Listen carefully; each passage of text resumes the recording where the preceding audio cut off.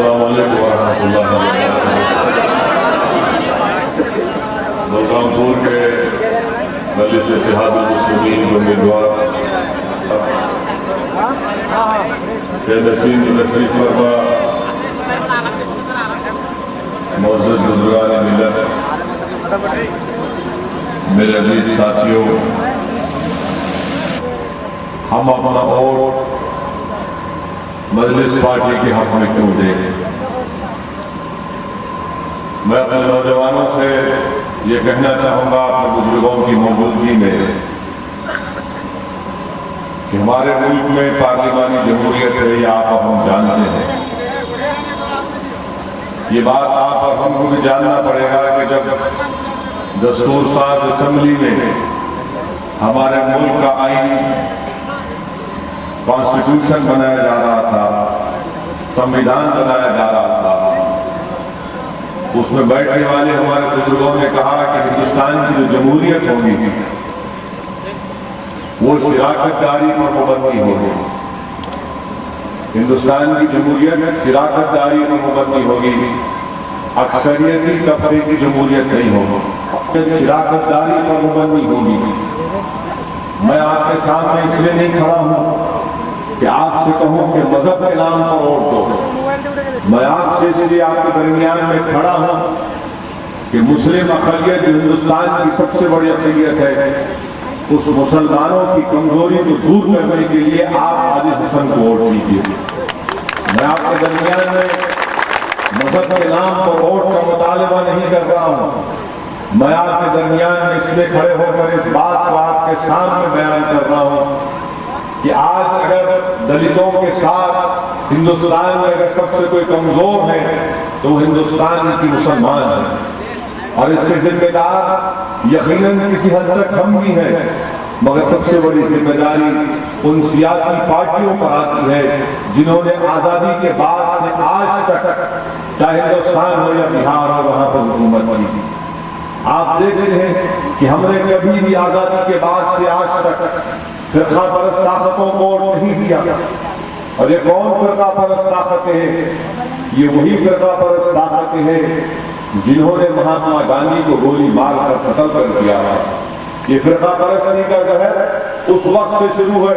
हिंदुस्तान में सबसे बड़ा सबसे पहला अगर कोई टेररिस्ट एक्शन हुआ, दहशतगर्दी का सबसे पहला कोई वाकया हमारे मुल्क में हुआ तो वह महात्मा गांधी का कत्ल।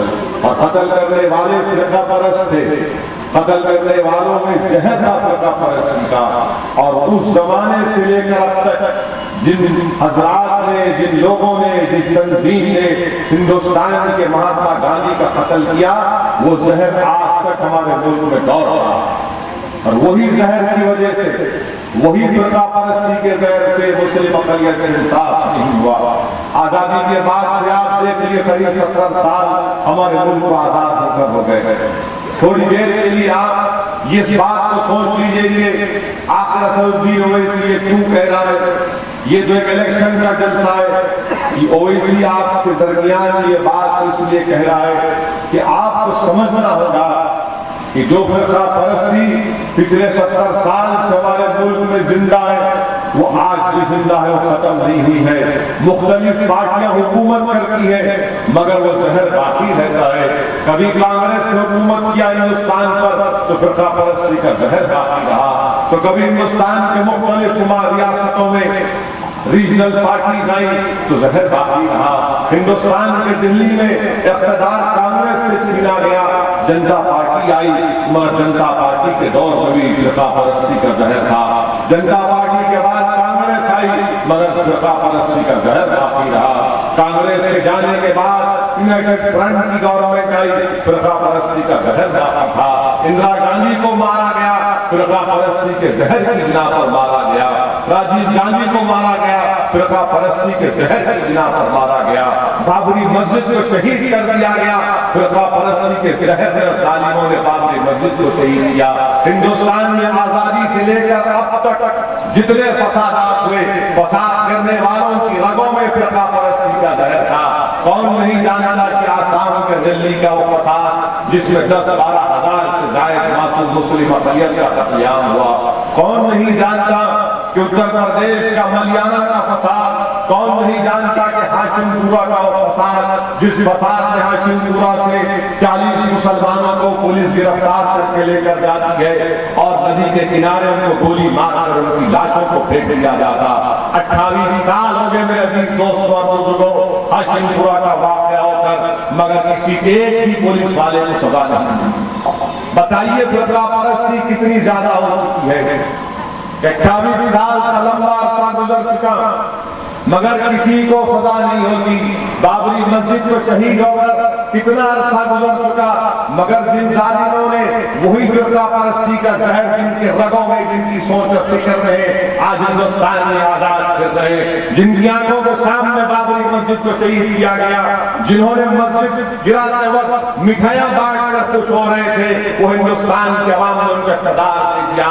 आज वही लोग जिनके सामने आपने हमारी बाबरी मस्जिद को शहीद किया तो हिंदुस्तान का होम मिनिस्टर बन गया। अफसोस तो ये है कि जिसकी निगाहों के सामने और जिसके रथ यात्रा की बिना पर हिंदुस्तान में मासूम अवाम का कत्लेआम हुआ, आज उसको ये मोदी की हुकूमत पद्म विभूषण की अवार्ड से नवाजती। बताइए मेरे अजीज दोस्तों, नहीं मेरे बुजुर्गों, मैं तुम्हारे थालियों का मोहताज नहीं, मैं थालियों के लिए बात नहीं कह रहा हूं, मैं इसलिए कह रहा हूं कि आपको जागना है, आपको सोचना है, आपको एक करवट लेना है। हम बहुत थालियां मार चुके, हम बहुत नारे मार चुके, मगर मेरे बुजुर्गों, मेरे नौजवानों, ये वक्त थालियां मारने का नहीं है, ये वक्त नारे लगाने का नहीं है, ये वक्त एक अहम फैसला लेने का वक्त है। ये वक्त अहम फैसला लेने का वक्त है मेरे अजीज दोस्तों। हिंदुस्तान ने हमारे वतन अजीज को हमने आजाद किया, हमने अपना खून पसीना बहाया, हमने अपनी जानों की अजीम कुर्बानियों को दिया, हमने अंग्रेजों के खिलाफ अपने सीनों को पेश किया, हमने ऐसी कुर्बानियां दी कि बहादुर शाह जफर के सामने उनको सामने उनके बच्चों के 3-3 कटे हुए सर को ला कर दिया।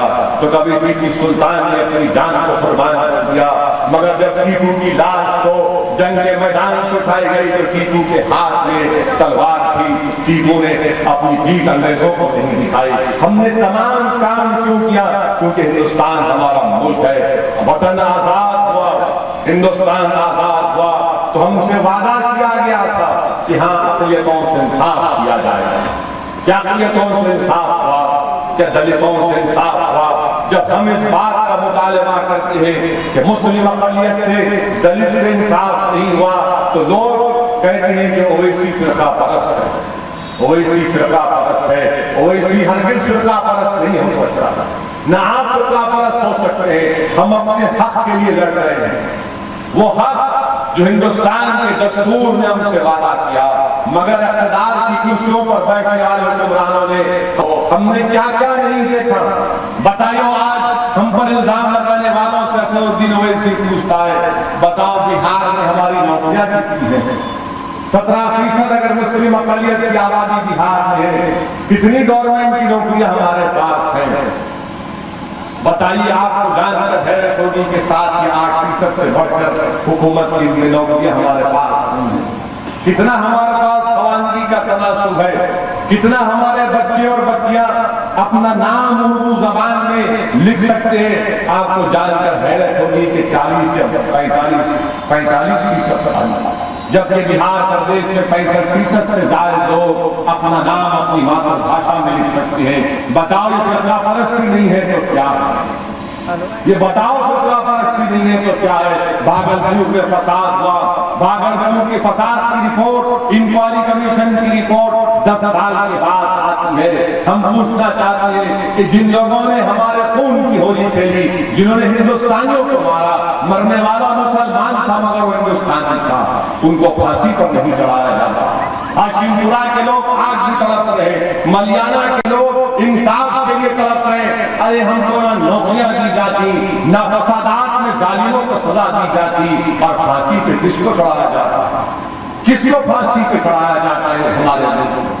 ये जब बातें हम आपके सामने रखते हैं तो मुखालिफीन को बड़ी तकलीफ होती है, कहते हैं ये क्या कह रहा है, ये क्या बक रहा है, ये क्यों इस तरह की बातें बकता है, इसको रोकना चाहिए, इसको बिहार में नहीं आना चाहिए, इसको उत्तर प्रदेश में नहीं आने दिया जाएगा।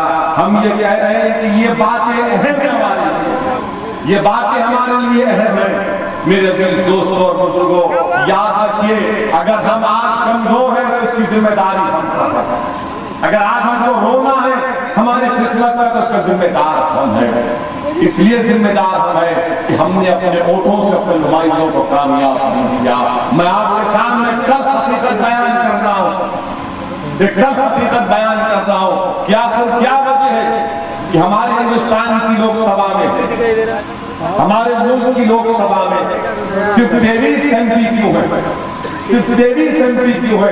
हम मुल्क में करीब 14.5% की हमारी आबादी, उसके करीब 70 MP चुप कराना चाहिए।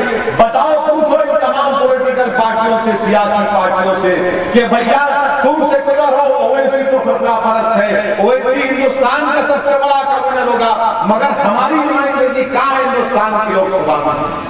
क्यों नहीं हमारे मुसलमान MP लोकसभा में दिखाई देते? क्यों नहीं जीत कर आते वहां से? क्या सिर्फ सीमांचल से ही जीत के आएंगे तारिक भाई और मौलाना? क्यों नहीं बिहार के दूसरे इलाकों से जीत के आते? उत्तर प्रदेश जो हमारे मुल्क की सबसे बड़ी रियासत है, आजादी के बाद से आज तक एक भी मुस्लिम MP नहीं जीत पाया। इसका जिम्मेदार कौन है? इसका जिम्मेदार ये फिरका परस्त जहन रखने वाले पार्टियां हैं, तमाम सियासी पार्टियां इसके जिम्मेदार हैं। एक भी उत्तर प्रदेश से एक भी मुसलमान MP जीत के नहीं आया। बताओ किस कौम किसके पास जाकर रोए, किसके पास जाकर अपनी शिकायत करें? अरे कोई सुनने तैयार नहीं है, कोई बिठाने तैयार नहीं है, कोई हमारी इज्जत देने को तैयार नहीं है। अरे बताओ फिर ये गरीब की फरियाद कौन सुनेगा? मजलूम की दास्तान को कौन सुनाएगा पार्लियामेंट और बिहार के असेंबली में? एक नौजवान के जुल्म की दास्तान को कौन सुनाएगा हिंदुस्तान के ऐवानों में? मेरे अजीज दोस्तों और बुजुर्गों, ये फैसला आपको करना। हमारे वजीर आजम उस वक्त के चीफ मिनिस्टर थे, कॉन्स्टिट्यूशनल उनकी जिम्मेदारी थी, दस्तूरी जिम्मेदारी थी। फसाद हुआ, मासूम लोग मारे गए, वही फिरका परस्ती का खैर। मगर आपने ये भी देखा कि हिंदुस्तान की अवाम ने उनको हिंदुस्तान का वजीर आजम बना दिया। बताओ, मैं आपसे पूछना चाह रहा हूँ, बलरामपुर की गरीब अवाम, जब हिंदुस्तान की अवाम ने नरेंद्र मोदी को हिंदुस्तान का वजीर आजम बना दिया, बावजूद इसके कि आज भी ज़किया जाफर 70 साल औरत इंसाफ के लिए लड़ रही है कि मेरे शोहर को जालिमों ने जाकर जिस्म के 5-5 टुकड़े करके उसको मार दिया, वो इंसाफ के लिए लड़ रही है। तो क्या बलरामपुर की अवाम, अगर हिंदुस्तान के हमारे मुल्क की अवाम मोदी को हिंदुस्तान का वजीर आजम बना सकती है, तो क्या बलरामपुर की अवाम, क्या सीमांचल की अवाम मजलिस इत्तेहाद मुस्लिमीन के अराकीन पे मिलन नहीं बना सकती? ये मेरा आपसे इल्तिजा है कि जब बिहार के लोग अगर ये तमाम चीजों को देखेंगे तो यकीनन सेकुलरिज्म मजबूत होगा। फिरका परस्ती का खात्मा कब हो सकता है? जब मुस्लिम अक़लियत की नुमाइंदगी जिंदगी मिलेगी। मेरे घर के अतराफ स्कूल होगा, मेरे बच्चों के लिए हाई स्कूल होगा, मेरे नौजवानों के लिए रोजगार के मौके होंगे। ये सेकुलरिज्म की कामयाबी है। सेकुलरिज्म की कामयाबी हरगिज़ नहीं हो सकती कि हम सिर्फ किसी को वोट डालते रहे, वोट डालते रहे, वोट डालते रहे। अरे अल्लाह ने हमको दुनिया में पैदा किया तो उसकी इबादत करने के लिए पैदा किया, मगर ये तमाम सियासी पार्टियां ये कह रही हैं हमसे कि नहीं, तुमको पैदा करने का मकसद ये कि तुम्हारे दादा के दादा ने हमको वोट डाला, अब तुम वोट डालो। तुम्हारी आने वाली नस्ल सुबह क़यामत तक सेकुलरिज्म के नाम पर हमको वोट डालो। अपने हक का मुतालबा मत करो, अपने रोजगार का मुतालबा मत करो। बिहार के विधानसभा में अपने MLAs की मौजूदगी का एहसास मत दिलाओ। बस तुम तो पैदा किया गया हमारी गुलामी करने के लिए। ओवैसी तुमसे कह रहा है कि गुलामी के जंजीरों को तोड़ दो। हम गुलाम हैं तो सिर्फ परवरदिगार के, किसी पॉलिटिकल पार्टी के नहीं। हम किसी पॉलिटिकल पार्टी के गुलाम नहीं है। हिंदुस्तान की जमहूरियत किसी को गुलाम नहीं बना सकती। हिंदुस्तान की जमहूरियत कह रही है कि हम सब आजाद हैं, इसीलिए तुमने अंग्रेजों से आजादी हासिल की थी। मगर बताओ कौन सी आजादी मिली? आजादी तो मुल्क को मिल गई, मगर क्या हमको हमारा जायज मुकाम मिला? और हम आपसे कह रहे हैं कि इलेक्शन हम क्यों लड़ रहे हैं? इलेक्शन इसलिए लड़ रहे हैं कि हमको अपना जायज मुकाम मिले। मोदी को करने वाले नहीं है, अल्लाह से डरने वाले। हमने कहा हिंदुस्तान के वजीर आजम के सामने के सुनो, हमको आवाम ने जीत कर कामयाब करके भेजा है अल्लाह के करम से। हम तुम्हारे सामने ओवैसी बनकर तकरीर नहीं कर रहे, हम तुम्हारे सामने एहसान जाफरी का बेटा बनकर तुम्हारे सामने खड़े होकर बयान करता है। हमने मोदी के सामने कहा कि हम तुम्हारे सामने ओवैसी नहीं है, हम यहाँ पर इशरत जहां का भाई बनकर तुम्हारे सामने बोल रहा है। हमने हिंदुस्तान के वज़ीर आज़म के सामने कहा कि ओवैसी नहीं है, वो जो पूना में मोहसिन शेख नामी बच्चे को जालिम फिरका परस्तों ने मार दिया, हमने कहा मोहसिन शेख का चचा बनकर तुम्हारे सामने खड़े होकर उसके इंसाफ का मुतालबा कर रहा है। ये बात इनको पसंद नहीं आती। आज इन्हीं बातों को करने की जरूरत है, बेबाकी की जरूरत है, बेखौफ होकर जमीन की हकीकत को बयान करने की जरूरत है। और जमीन की हकीकत को कौन बयान करेगा? जमीन की हकीकत को गैर बयान करेगा। जमीन की हकीकत को तुम बयान करोगे, जमीन की हकीकत को तुम्हारा घर वाला बयान करेगा, तुम्हारे घर की दास्तान की तर्जुमानी तुम्हारा भाई करेगा।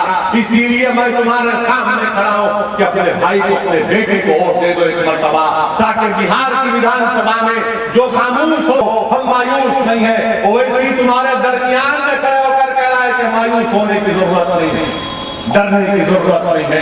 क्यों डरेंगे हम किसी से भी? हम ना मोदी से डरते, ना नीतीश से डरते, ना लालू से डरते, ना माले से डरते। अरे इनसे डरना किस बात का? यकीनन मोदी को हराना है। इसलिए तो हमने कहा है कि हम सीमांचल में खाली सिर्फ 6 असेंबली कॉन्स्टिट्यूंसी के अपने उम्मीदवार खड़ा किए, 237 खाली है, हराइए मोदी को। हम कह रहे हैं कि मोदी को हराइए। बिहार में सेकुलर गवर्नमेंट बने, मगर बिहार में जब सेकुलर गवर्नमेंट बनेगी उसमें एक चराग भी होना चाहिए, एक चराग जो तुम्हारे सीमांचल की तर्जुमानी कर सके। एक चराग हमने जलाया है अजीज दोस्तों। यकीनन ये तूफान है। मैं जानता हूं कि सीमांचल को तबाह ताराज करके रख दिया गया है मंसूबाबंद तरीके से, इसलिए कि सीमांचल में सबसे ज्यादा आबादी दलित और हमारे हिंदू भाइयों के साथ बड़ी आबादी मुस्लिम अक़लियत की है, मगर कोई कोई आवाज उठाए। यकीनन सेकुलर गवर्नमेंट बननी चाहिए बिहार के असेंबली में, मगर बताओ क्या तुम्हारी आवाज नहीं जाएगी बिहार के असेंबली में? क्या तुम्हारी आवाज नहीं जाएगी? अरे ये बताओ मुझे, हिंदुस्तान की पार्लियामेंट में अगर 23 एमपी जीत गया है, 60 क्यों नहीं जीत गया है? फिर 60 क्यों नहीं जीत गया है? फिर हम वोट डाल रहे हैं सबको, क्या हम वोट डालता है? ये सोचो इस बात को, जब यहां से जाओगे तो उसमें इस बात को याद रखना कि ओवैसी ने कहा कि हम सबको वोट डाल सकते, मगर वो हम वोट नहीं डाल सकते, इसीलिए तो हम नहीं जीत पा रहे। हम तो हमेशा तैयार है, हम तो फिरका परस्ती के जहर का खात्मा करना चाहते हैं, मगर मेरे बुजुर्गों और दोस्तों, इसका हरगिज़ मतलब ये नहीं है फिरका परस्ती का खात्मा करते करते हमने अपने आप का खात्मा करना। तो आजादी के बाद से सेकुलरिज्म जिंदा रखे। हमने जो इस मुल्क को आजाद किया, इस मुल्क में अगर हमारी निशानी आए तो क्या है? वो हमारे सेकुलरिज्म की निशानियां हैं। हमने हर बार मुल्क के लिए अपनी जानों को कुर्बान किया, मगर हुक्मरानों ने हमसे क्या किया? किस प्राइम मिनिस्टर ने हमसे क्या किया? किस चीफ मिनिस्टर ने हमसे क्या किया? अरे किसी कहां की दास्तान में तुम्हारे सामने बयान करो, मगर हमसे कहते हैं कि नहीं आप सेकुलरिज्म को छोड़ो मत। हम इनसे पूछना चाह रहे, अगर तुम सेकुलरिज्म की बात कर रहे हो तो बताओ सीमांचल के बलरामपुर के इलाके में स्कूल क्यों नहीं है? हमने कहा सेकुलरिज्म जिंदाबाद। मलिहाना का फसाद हुआ, हमने कहा सेकुलरिज्म जिंदाबाद। नल्ली का फसाद हुआ, हमने कहा हिंदुस्तान जिंदाबाद। हाशिमपुरा का फसाद हुआ, हमने कहा हिंदुस्तान जिंदाबाद। भागलपुर का फसाद हुआ, हमने कहा हिंदुस्तान जिंदाबाद। मस्जिद को शहीद कर दिया गया, हमने कहा हिंदुस्तान जिंदाबाद। गुजरात में हमको मारा गया, हमने कहा हिंदुस्तान जिंदाबाद। बंबई में हमको लूटा गया, हमने कहा हिंदुस्तान जिंदाबाद। याकूब मेमन को फांसी लगाई गई, हमने कहा गलत हुआ, मगर कहा हिंदुस्तान जिंदाबाद। मगर हिंदुस्तान जिंदाबाद जिंदाबाद तो हम नारे लगा रहे हैं, और हमारे पीठ पर खंजर बांधने वाले कोई और नहीं, यही तमाम फिरका परस्त जहन रखने वाले लोग हैं। तो कभी सेकुलर है तो कभी सेकुलर है। मेरे अजीज दोस्तों और बुजुर्गों, ये चीजों को आपको समझना पड़ेगा। मैं मजहब के नाम पर नहीं पूछ रहा हूं, मैं आपकी पसमानदगी को दूर करने के लिए वोट की भीख मांग रहा हूं। मैं इंसाफ के लिए आपसे वोट को पूछ रहा हूं। मैं जालिमों को, जुल्म को नहीं सहने के लिए आपसे कह रहा हूं कि इनके जुल्म का खात्मा हो, हमको वोट दो। मैं कह रहा हूं कि तरक्की के नाम पर और दो, फिरका परस्ती के जहन का खात्मा करने के लिए मजलिस पार्टी को एक मर्तबा और दो। कभी दे सकते, नहीं दे सकते, हम कभी और इंशाअल्लाह होगा। हम ख्वाब में भी नहीं सोच सकते फिर कैसे जीता मोदी 280 सीट, बिहार से कैसे 31 पार्लियामेंट की सीट पर कामयाब हुआ, हमारी वजह से या फिर ये तमाम जालिम फिरका परस्त जहन रखने वाले सेकुलर या नाम निहाद सेकुलर पार्टियों की वजह से। तुमने और दिया मोदी को, हम नहीं दिया और हम कल भी नहीं देंगे इंशाअल्लाह ताला। हम बिहार में मोदी को हरा के रहेंगे इंशाअल्लाह ताला। मगर इसका ये मतलब नहीं है कि तुम अपने चिराग को गुल करो, तुम अपने चिराग को जलाओ। 1, 2, 3 एमएलए हमारे सीमांचल से जब जीत के जाएंगे इंशाअल्लाह ताला, ये हमेशा डरते रहेंगे कि हाँ यहाँ पर कोई पूछने वाला है, यहाँ पर कोई लड़ने वाला है, अब कोई नाइंसाफी बर्दाश्त नहीं करेगा। वरना ये हमेशा नाटक कंपनी चलते रहेगी कि बलरामपुर जिसमें मोदी को कामयाब कर सकते नहीं कर सकते। ये आपको सोचना है, मैं आपको सोच रहा हूं, मैं दावत फिक्र दे रहा हूं आपको कि जब हिंदुस्तान की आवाम नरेंद्र मोदी को वजीर आजम बना सकती है जमहूरी अंदाज में, तो क्या बलरामपुर की 65% आवाम आदिल हुसैन को कामयाब नहीं कर सकती? यकीनन कर सकती। अजीज दोस्तों, हम आपके सामने कह रहे हैं कि हम लड़ेंगे बीजेपी के खिलाफ। सबसे बड़े दुश्मन सियासी दुश्मनी, सियासी इख्तिलाफ अगर किसी को है तो हमसे है, वो हमारे वजूद के खिलाफ है। जितना नुकसान हमको आरएसएस ने पहुंचाया, किसने पहुंचाया? क्या नुकसान हुआ लालू का, नीतीश का? हमारी मस्जिद तो चले गई ना। तुम्हारा क्या नुकसान हुआ? क्या तुम्हारे घर पर एक खतर आया? नहीं आया? अरे मैंने मेरी मस्जिद को खो दिया। तुम्हारा क्या नुकसान हुआ बताओ हमको? हमारे खून की होलियां खेली गई, हमारी नौकरियों से निकाल दिया गया, हमारी नौकरियां हमको नहीं मिलती, विधानसभा में नहीं जीत कर जाते, लोकसभा में नहीं जीत कर जाते, पंचायत में नहीं जीत कर जाते। अरे नुकसान तो हमारा ही तो हुआ आरएसएस से। तुम्हारा क्या नुकसान हुआ? नुकसान तो हमारा रहा, खसारे में हम रहे, तुम तो खुश रहे ना। तुम्हारा क्या नुकसान रहा? अरे हम तो गरीबी हमारा मुकद्दर बन के रह गई, मुफलिसी हमारा मुकद्दर बन के रह गई।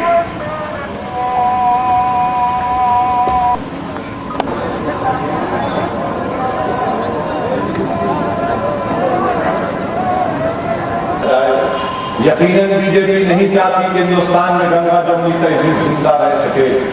ये बात बिल्कुल सही है कि जो दादरी में हुआ कि एक मासूम इखलाक को सिर्फ महज शक की बुनियाद पर मार दिया गया, कत्ल कर दिया गया कि उसके घर में गोश्त था। मगर क्या आप जानते हैं मेरे दोस्तों, मेरे गयूर नौजवानों, कि इखलाक का बेटा कौन था? इखलाक का बेटा सरताज, जो हिंदुस्तान की एयरफोर्स में काम करता है, जो हमारे मुल्क की फजाओं की हिफाजत करता है, वो हमारे मुल्क की फजाओं की हिफाजत कर रहा था और ये आराम से फिर बैठ कर सोच रहा था कि हाँ मेरे घर का भी तहफ़्फ़ुज़ होगा। मगर जो सरताज हिंदुस्तान के फिजाओं की हिफाजत कर रहा था, उसको ये नहीं मालूम था कि उसके घर में घुसकर फिरका परस्त जहन रखने वाले लोग उसके बाप को शहीद कर देंगे, उसके भाई को जख्मी कर देंगे। अरे कौन कौन सी दास्तान में तुम्हारे सामने बयान करो। सहारनपुर का एक बच्चा नुमान, हिमाचल प्रदेश जहां पर कांग्रेस की हुकूमत है, कांग्रेस की हुकूमत में वहां पर नुमान को लोगों ने पीट कर मार कर उसको कत्ल कर दिया। उसकी लाश जब सहारनपुर को उसके घर को आई तो उसकी बहन ने कहा कि मेरे भाई को क्यों मारा गया? उसकी लारी में कोई गाय नहीं थी। जम्मू में जहां पर बीजेपी पीडीपी की हुकूमत है, जाहिद नामी एक शख्स की लारी के ऊपर पेट्रोल बम फेंक दिया गया। जब जख्मी हालत और जलीली हालत में जाहिद को दिल्ली के दवाखाने में लाया गया तो जाहिद को जब होश आया तो उसके आखिरी अल्फाज मरने से पहले ये थे कि मुझे मेरी अम्मा को, अम्मी को मिलना है, मुझे यहाँ से लेकर चलो। बताओ ऐसे कितने नौजवान तड़प तड़प कर मर जा रहे हैं। फरीदाबाद में हिंदुस्तान में हमारा एक वजीर गया, हमारे पास तजुर्बा है, एक रिकॉर्ड है जो हमने सरजमीन दखन पर किया। और मैं आपको यकीन दिला रहा हूँ कि अगर यहाँ बलरामपुर की सीमांचल की आवाम हम पर एतमाद करती है, हमको कामयाब करती है, तो यकीनन जो कामयाबियां, जो तजुर्बे हमने हासिल किए सरजमीन दखन पर, उन तमाम चीजों को हम सीमांचल में कर सकते हैं। हमको हुकूमत की जरूरत नहीं है, हमको आपकी मदद और ताउन और दुआओं की जरूरत है। आप एक मौका हमको दीजिए। आपने बरसों तमाम सियासी पार्टियों को वोट दिया, बताइए उन्होंने आपको क्या दिया? भुला भुला तो इतने इतने लोगों को वोट दिया। इन तमाम की पसमानदगी को दूर करने के लिए, इंसाफ करने के लिए एक मर्तबा एहसान कर दो। आपने गैरों पर एहसान किया, आज ओवैसी आपसे भीख मांग रहा है कि अपने आप पर एहसान कर दो, अपने आप पर एक मर्तबा एहसान कर लो। और आप तो देखते हैं कि महंगाई का क्या आलम है, कितनी महंगाई बढ़ चुकी है। 1 लीटर पेट्रोल कहा कि सबका साथ सबका विकास, जेडीयू ने कहा कि न्याय के साथ विकास। यहां पर पेट्रोल 70 रुपये में, दाल 150 रुपये में। अब ये सीमांचल का गरीब क्या करेगा? ना 6 दिन आए, ना न्याय के साथ विकास आया। ब्लैक मनी की बात मोदी जी ने की कि 15 लाख हर एक के बैंक अकाउंट में आएंगे, 15 लाख तो नहीं आए। तो लोग गरीबों ने पूछा, मोदी कहां है 15 लाख? तो मोदी ने कहा जाकर बैंक को जाकर खाता खोलो। तो गरीब दौड़ता गया सीमांचल का, कहा कि प्रधानमंत्री धन जन योजना में अकाउंट खोलूंगा। जब गरीब अकाउंट खोला तो मोदी से पूछा, मोदी कहां है 15 लाख? अरे 15 महीने हो गए, 15 पैसे नहीं आए, 15 लाख कहां है? तो मोदी ने कहा आएंगे, अच्छे दिन आएंगे।